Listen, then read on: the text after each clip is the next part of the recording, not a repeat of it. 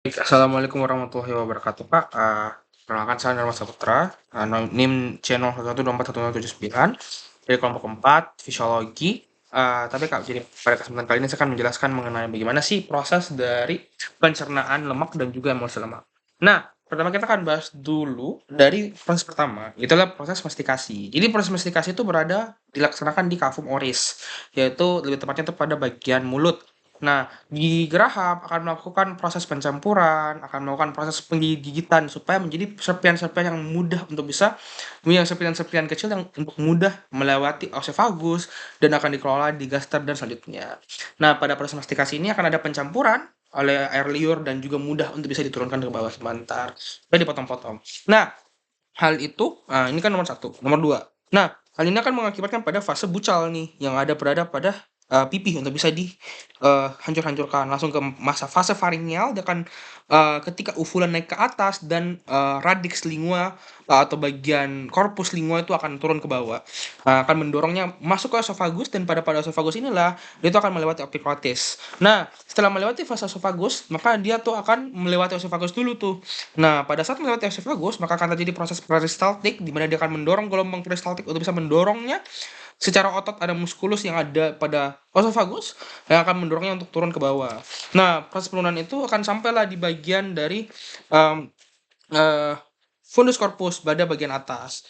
Nah, pada bagian fundus gaster. Nah, bagian fundus gaster inilah akan terjadi proses di mana proses enzimatik akan terjadi. Tadi kan proses mekanis. Ini kan terjadi proses enzimatik yang dilakukan kepada lemak-lemak itu. Nah, lemak tersebut itu akan ada beberapa enzim-enzim lipase dan enzim-enzim dan juga ada HCl untuk bisa menghancurkan lebih dalam dan bisa menghancurkan lemak-lemak tersebut untuk bisa jauh lebih kecil lagi. Walaupun nggak akan berpengaruh itu karena nantinya lemak akan lebih banyak dikelola sebentar di duodenum atau di usus halus di sini. Nah, jadi pertama tuh dia tuh ada di gaster dulu. Nah, di gaster ini akan ada proses enzimatik, emulsi bolus di gaster, ada pencampuran, uh, ada pencampuran dan juga ada proses di mana enzim dari lipase akan memecahnya dan juga HCl. Nah, lanjut ketika dia tuh masuk di duodenum nih. Nah, di proses duodenum ini akan ada juga eh, enzim lipase juga yang berasal dari pankreas. Nah, pankreas ini melewati ampula vater berasal dari ductus pancreaticus wirsunghi dan juga dari getah empedu yang berasal dari ductus coledochus itu akan masuk tuh. Nah, akan masuk apa? Disebutlah sebagai garam empedu. Garam empedu ada juga bile pigment. Jadi di situ ada bile pigment, ada juga garam empedu yang kita sebut sebagai nanti satuannya itu namanya sebut sebagai cairan empedu. Nah, di cairan empedu itu akan masuk kepada ampula vateri. Jadi di sini ini ada pankreas, dia akan masuk kepada ampula vateri yang ada di sini. Nah, dia akan turun ke duodenum dan dia akan di situlah akan ada proses di mana proses yang paling kita tunggu-tunggu adalah proses emulsifikasi lemak. Nah, pada saat itu ya ini proses emulsifikasi lemak.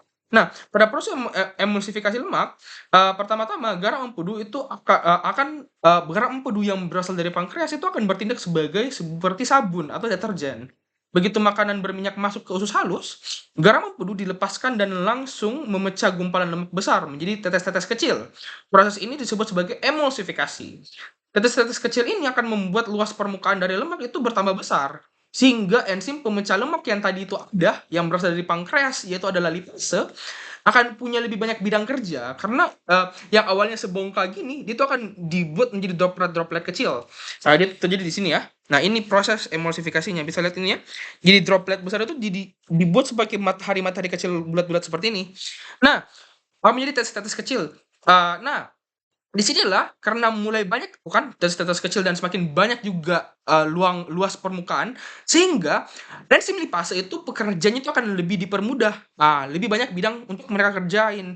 Nah, namun yang kedua, gram empedu juga mencegah agar tetes lemak tersebut itu menyatu kembali. Karena molekul garam empedu itu terbagi atas dua sisi, core yang suka lemak atau hidrofobik dan kepala yang suka air yaitu hidrofilik. Nah, ekor yang suka lemak itu akan menempel ke tetes-tetes lemak itu. Nah, kepala yang suka air itu bermuatan negatif itu menghadap ke cairan-cairan usus. Nah, Selain itu yang teman-teman yang saya ingin jelaskan juga, itu adalah ketiga, lipase itu akan bekerja sama, jadi tadi kan di sini kan. Nah, lipase itu akan bekerja sama dengan kolipase. Lapisan garam empedu di permukaan lemak bisa menghalangi lipase.